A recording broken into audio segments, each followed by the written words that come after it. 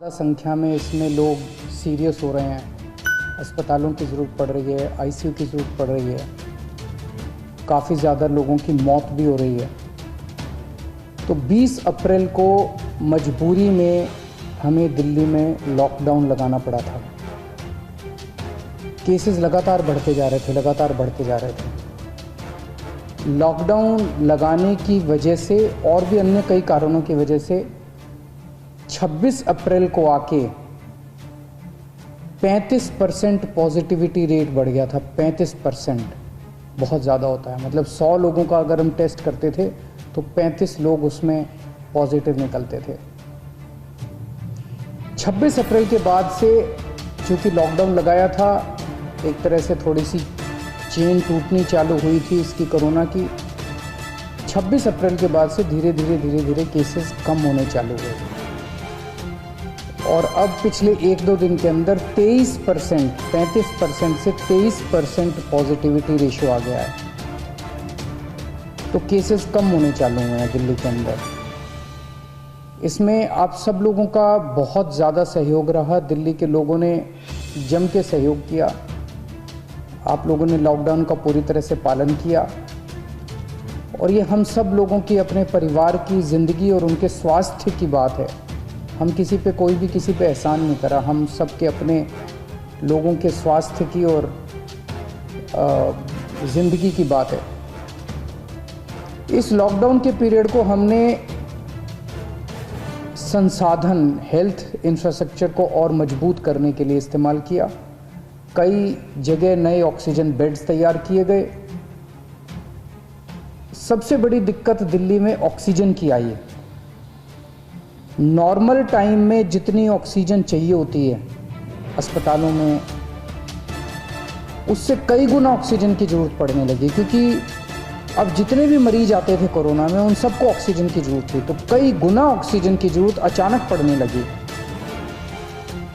पिछले कुछ दिनों में केंद्र सरकार के साथ मिलके और हाई कोर्ट और सुप्रीम कोर्ट के आदेशों से, केंद्र सरकार के सहयोग से अब ऑक्सीजन की स्थिति दिल्ली के अंदर काफ़ी सुधरी है पिछले कुछ दिनों में। अब इस तरह की बातें सुनने को नहीं मिलती कि इस अस्पताल में 2 घंटे की ऑक्सीजन रह गई, उस अस्पताल में आधे घंटे की ऑक्सीजन रह गई, यहाँ पे किसी की ऑक्सीजन से मौत हो सकती है। अब इस तरह की बातें सुनने को नहीं मिल रही है। तो इस लॉकडाउन के पीरियड को हमने अपने सिस्टम को भी सुधारने में काफ़ी प्रयास किए। पिछले कुछ दिनों से वैक्सीन को भी बड़ी तेज़ी के साथ वैक्सीनेशन का कार्यक्रम शुरू किया गया है। आप में से जितने लोगों ने वैक्सीन लगवाया उन्होंने देखा होगा कि दिल्ली सरकार ने जो स्कूलों में इंतज़ाम किए हैं वो कितने शानदार इंतज़ाम किए हैं। सब लोग इसकी तारीफ़ कर रहे हैं, सब लोगों को अच्छा लग रहा है। हमारे युवा बढ़ चढ़ के वैक्सीन लगवा रहे हैं।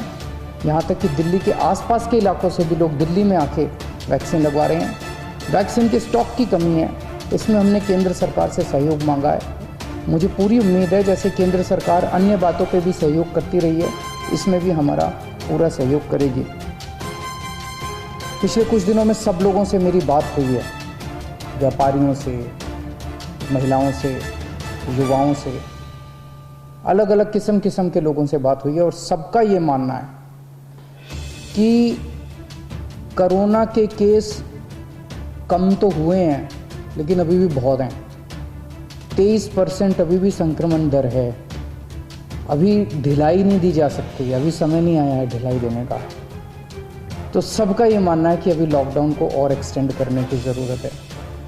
अभी और इस कड़ाई को अभी थोड़े दिन और बरकरार रखने की ज़रूरत है, नहीं तो अभी जो हमने हासिल किया वो भी ख़त्म हो जाएगा। और जैसा मैंने कहा कि ये इतना मुश्किल दौर है, ये वाली वेव इतनी ख़तरनाक है, इतने लोगों की मौत हो रही है, तो जान है तो जहान है। अगर ज़िंदगी बचेगी तो बाद में और बहुत कुछ कर लेंगे ज़िंदगी में। सबसे पहले इस टाइम ज़िंदगी बचाना है। तो इसीलिए सरकार ने आप सब लोगों के फीडबैक के आधार पे, आप सब लोगों की इसके आधार पे मजबूरीवश अभी 1 हफ्ते का लॉकडाउन और बढ़ाया जा रहा है। कल सुबह 5 बजे ये लॉकडाउन ख़त्म होना था, लेकिन अब ये अगले सोमवार को 5 बजे तक के, सुबह 5 बजे तक के लिए बढ़ाया जा रहा है और इस बार थोड़ा सा और सख्त किया जा रहा है। कल से दिल्ली के अंदर मेट्रो भी चलना बंद हो जाएंगी। हमारी कोशिश है कि जितना ज़्यादा इसको लॉकडाउन को सख्त किया जाएगा उतना तेज़ी से हम सब लोग कोरोना पे काबू पा पाएंगे। मेरी आप सबसे निवेदन है, जिस तरह से अभी तक आप लोगों ने सरकार का साथ दिया, जिस तरह से अभी तक आप लोगों ने पूरा लॉकडाउन का पालन किया, इसी तरह से आने वाले समय में भी आप सब लोग लॉकडाउन का पालन करेंगे। नमस्कार।